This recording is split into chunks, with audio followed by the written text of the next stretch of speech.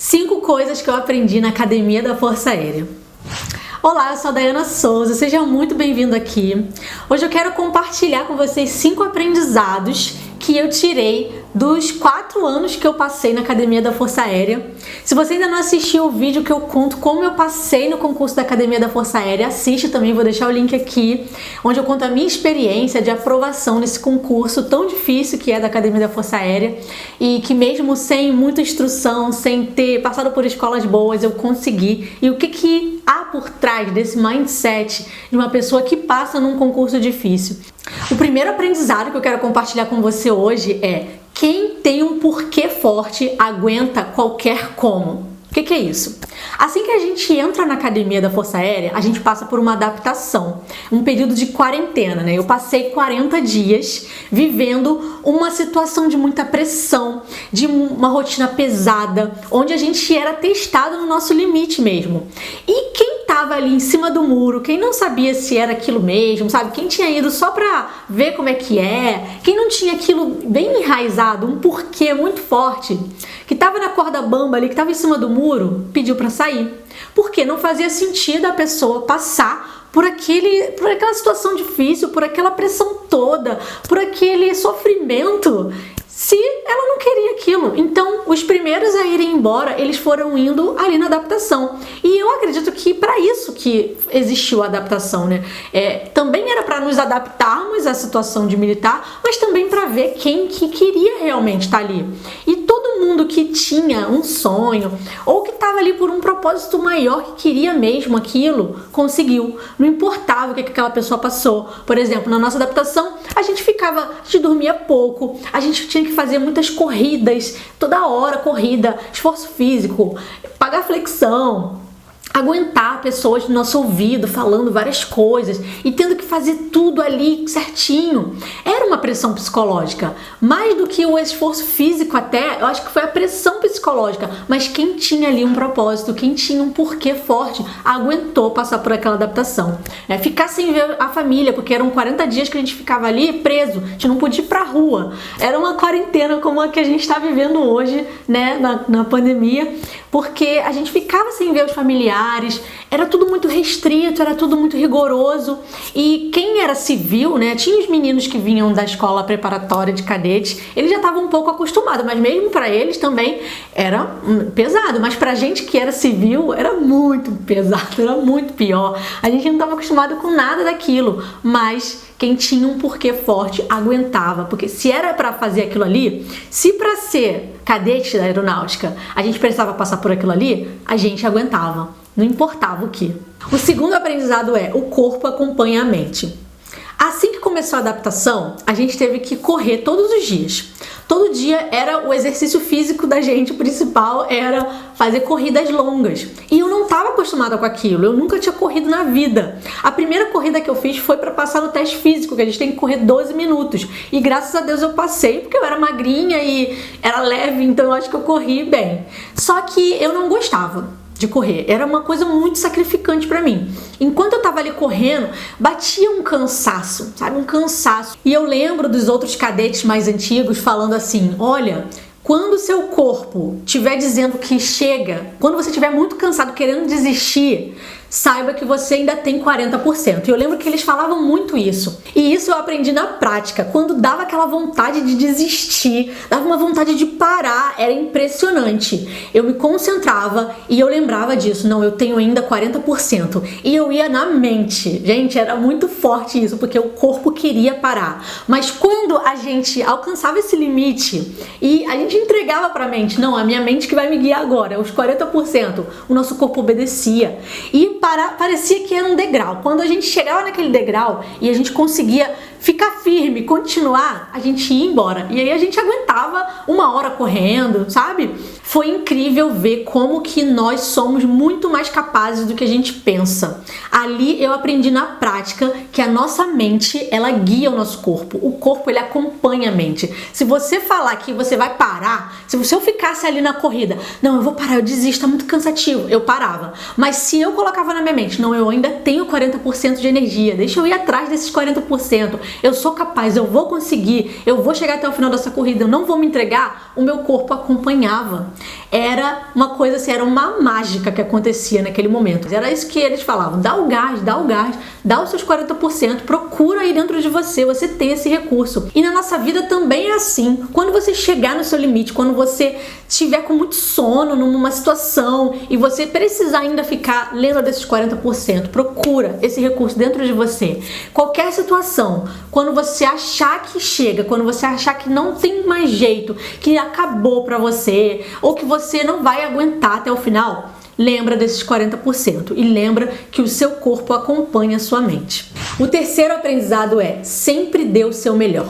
Se tem uma coisa que eu aprendi, que eu vivi lá com muita intensidade, foi fazer tudo com excelência, foi dar o meu melhor em tudo. Primeiro porque a minha vida ali dependia disso, porque logo no segundo ano a gente passa pelo teste do voo e eu sabia que muitas pessoas eram desligadas ali, muitas pessoas que não iam tão bem, elas eram reprovadas e iam mandadas embora. E como eu queria muito ficar, como eu queria ficar até o final, eu falei, eu vou fazer tudo que eu puder, eu vou me dedicar, eu vou fazer o meu melhor. E desde a preparação para aquele momento. Então, no primeiro ano, eu me preparei, eu fiz o que eu podia e o que eu não podia para poder chegar no segundo ano bem. E qual foi isso que eu fiz? Né? Qual foi a principal coisa que eu fiz? Foi dedicar os meus finais de semana para o clube de voo à vela. O que é isso? Lá na AFA tinha um clube de cadetes de voa à vela, que eram planadores. E eu ficava no final de semana para poder aprender a voar antes mesmo de ir para as aulas teóricas e práticas do voo no segundo ano. Porque eu falei, não, se eu tenho isso aqui, se isso aqui está disponível para mim, eu vou fazer isso, eu vou agarrar com unhas e dentes essa oportunidade, mesmo que isso signifique que eu não tenha que ir para casa ver meus pais, que eu tenha que ficar ali o dia inteiro no sol quente, empurrando o planador primeiro, porque antes da gente ser aluno nesse clube, a gente tinha que dar o nosso sangue ali, empurrando o planador. Era uma forma de mostrar que a gente queria e também um critério para entrar, né? Porque se fosse fácil, todo mundo queria ir e não tinha vaga para todo mundo. Então, o que eles usavam para selecionar as pessoas era ficar muitos finais de semana dando o seu serviço, era o seu serviço ali de empurrar planador. E eu fiz, gente, eu fui até o final, eu fiquei até o final, até chegar a minha vez, que entrava numa fila e chegou a minha vez de virar aluna. E eu estudei e eu consegui ter práticas de voo antes mesmo de ir para a instrução aérea. E isso me ajudou muito, porque eu não cheguei lá crua. Eu já sabia, eu já tinha noção de comandos, eu já sabia horizonte, eu já sabia fazer curva, eu já sabia decolar e pousar. Claro que o avião era diferente, né? A pressão era diferente também, mas foi o que eu fiz, foi um preparo que eu fiz e que me ajudou muito. Eu dei o meu melhor naquele primeiro ano, enquanto os meus amigos acordavam tarde no final de semana, iam pra balada, iam sair, eu não, eu ficava lá. E isso com certeza fez a diferença. Outro preparo também que eu fiz foi voltar mais cedo das férias. Então eu cheguei antes de começar, então eu abri mão de 2 semanas das minhas férias, voltei antes para estudar a aeronave, então eu estudei, eu decorei tudo, cheguei lá bem afiada, que também foi outro fator positivo, porque os instrutores, eles viam quem se preparou, quem não se preparou, e aqueles que se preparavam, né, o que a gente tinha de melhor para mostrar era o nosso preparo, porque quem se preparava bem era nítido. Eles faziam uma pergunta, você já tinha a resposta na ponta da língua. Você não dava mole com essas coisas. Então você estava ali pronto para aprender o que realmente importa. Porque o que dependia de mim, eu já fiz. Agora, se o cadete chegava lá e o que dependia dele ele não fez, aí o instrutor ficava chateado. E isso atrapalhava. Atrapalhava na hora que ele tinha que fazer algo prático, talvez, e ele ficava nervoso porque ele não tinha decorado um cheque, não tinha decorado uma pane. Isso o instrutor perguntar, sabe? Então tudo isso, gente, o preparo, dar o seu melhor ali, no preparo principalmente, fez a diferença. E outra coisa que fazia com que eu desse o meu melhor era chegar lá na frente e ter certeza de que eu fiz tudo que eu podia, tudo. Porque imagina chegar lá e pensar, poxa, eu poderia ter dado um gás a mais, eu poderia ter estudado mais, eu ia viver com esse arrependimento. Mas se eu tivesse sido desligada e eu tivesse dado tudo, eu ia falar, não, pelo menos eu fiz o meu melhor, não era pra mim. sabe? Eu acho que quando a gente faz o nosso melhor, dá muito essa sensação de eu fiz de tudo. Se não era pra se acontecer, é porque não era pra mim. E não por algo que eu poderia ter feito. A gente não ficar arrependido de algo que a gente poderia ter feito e não fez. Então tudo na sua vida, dê sempre o seu melhor. Faça com excelência, sabe? Dê tudo de si. Porque se der certo, ótimo. Mas se não der, você fez o seu melhor e tá tudo bem. O quarto aprendizado é: ajude alguém. Eu lembro que eu tinha isso muito dentro de mim, essa vontade de ajudar. E eu tinha um colega de turma que ele era de outro país, ele era do Moçambique. E ele estava com muita dificuldade em matemática, em cálculo. A gente ia ter uma prova de matemática e ele não sabia nada, ele estava errando coisas bem básicas. E aí eu sentei com ele, comecei a estudar, comecei a ensinar ele o que eu sabia ali, tentei fazer uma revisão reforçada. Aí no outro dia também eu peguei ele de noite e a gente ficou estudando. E eu lembro que só de eu ter feito isso, um outro cadete mais antigo viu eu fazendo aquilo e ele fez uma ficha de observação positiva sobre mim. E essas fichas de observação, elas eram assim, tinha negativa e tinha positiva. A negativa era quando um cadete via você fazendo alguma coisa errada, você dormindo na sala de aula, você com a roupa amarrotada, você chegou atrasado, não prestou continência, tinha muito, era muito comum. As positivas não eram tão comuns, por quê? É do ser humano notar o negativo, né? Então, o positivo era raro alguém se destacar por alguma coisa.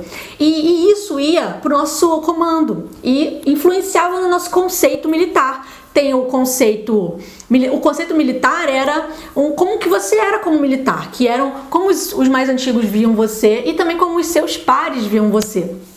Isso influenciava também na classificação geral. Além das notas das provas, tinha essa nota do conceito militar. E quando eu recebi esse conceito, essa ficha de observação positiva, aquilo me ajudou muito no meu conceito militar. Eu passei a ser vista, logo no início, eu passei a ser vista como uma cadete exemplar. E logo naquele ano, todos os anos depois, eu também ganhei a estrelinha de melhores notas do conceito militar. Então, uma porcentagem ganhava essa estrela. E eu fiquei muito feliz com aquilo, porque apesar de eu não estar buscando isso, aquele reconhecimento, ele me fez muito bem, porque é legal a gente ser reconhecida. E o militarismo, ele tem isso de bom, ele reconhece você. O que você faz de positivo, ele reconhece e isso te incentiva a fazer mais daquilo. Então, eu não fiz aquilo com esse foco, claro que não, porque é da minha natureza gostar de ajudar. E depois eu tive outras oportunidades de ajudar, então sempre que chegava alguém novo, eu queria fazer isso pela pessoa, sabe? Vieram os equatorianos e eu pegava, vamos lá fazer na CL juntos, vamos lá que eu vou ensinar vocês. Eu sempre tive isso muito de professora, sabe? Eu gosto de dar aula, eu gosto de ensinar. Depois tiveram os oficiais da Marinha, que foram lá fazer as instruções de voo também, e eu ajudei eles, sabe? Eu sempre procurei ajudar, sempre procurei servir. E uma vez eu ouvi uma frase muito legal que fala assim: se a sua vida não serve a alguém, então ela não serve pra nada. E essa frase me tocou muito. Eu falei, é verdade, a gente precisa servir, a gente tá aqui pra servir, né? Jesus serviu, Jesus veio ensinar pra gente essa lição. Ajudar é muito mais do que só ajudar. A gente não faz por nós, a gente faz porque esse é o sentido da vida, gente. A gente servir o próximo com o que a gente tem, com os nossos dons, com os nossos talentos, com o que a gente tem, com as nossas posses também, ajudar o próximo, servir de alguma forma. E isso torna a nossa vida muito melhor. Você fica com a vida com mais sentido, porque se a sua vida não serve a alguém, ela não serve pra nada. Pense nisso e ajude alguém. E o quinto aprendizado é: faça as coisas certas. Lá na AFA tinha muitas regrinhas, né? Muita coisa. Você tinha que acordar a tal horário. Se você continuasse dormindo depois da alvorada e um cadete passasse em revista no seu quarto, você era anotado. Você não podia dormir na sala de aula porque você tinha que estar prestando atenção, né? Isso é meio óbvio, mas tinha que ser falado, né? Não podia dormir na sala de aula. Você tinha que estar sempre com o uniforme passado. Tinham várias regrinhas. E muitas pessoas descumpriam essa regrinha por achar que, não tem problema, por preguiça, por falta de vergonha na cara, por querer dar o golpe mesmo, né? Esse era o nome que a gente dava lá, era quem dava o golpe. Dar o golpe é você fazer algo errado, mas sem ninguém saber, né? Você não podia ser pego, fulano deu o golpe. Só que qual é o problema disso? O problema disso é você ser pego. E quando você era pego, você ganhava uma punição. Você ficava preso, não podia sair no final de semana, ficava na sua ficha, né? Enfim, era algo negativo. E você acabava sendo visto como uma pessoa golpista, uma pessoa que faz as coisas erradas. E quem faz coisa errada ali não serve para aquilo, né? A gente militar tem que ser uma pessoa correta, uma pessoa que é honesta, que faz as coisas com base na verdade. E um dos problemas também de você fazer algo errado, de você querer dar o golpe, é que você fica com aquela tensão de, será que vão me pegar? Será que é uma energia que você gasta tentando fazer as coisas escondido para não ser pego? E sendo que era muito mais fácil fazer o certo, sabe? Fazer o certo te deixava com a consciência tranquila e você não gastava esse tipo de energia. Então lá eu sempre busquei fazer as coisas certas, porque além de ser o correto, né, a ser feito, me poupava essa energia de estar tranquila, com a mente tranquila. E levar isso pra vida também, gente. Não vale a pena. Não vale a pena fazer as coisas erradas, golpes. Quanta coisa que, se a gente olhar pra nossa vida, a gente tá enganando os outros, mas na verdade a gente tá se enganando. A gente está enganando a Deus e isso traz mal pra gente.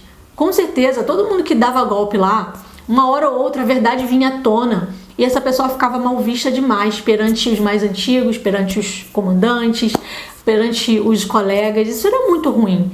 Faça as coisas certas, você nunca vai se arrepender de ter feito algo certo, mas algo errado vai trazer arrependimento para sua vida, vai trazer consequências negativas para sua vida e não vale a pena.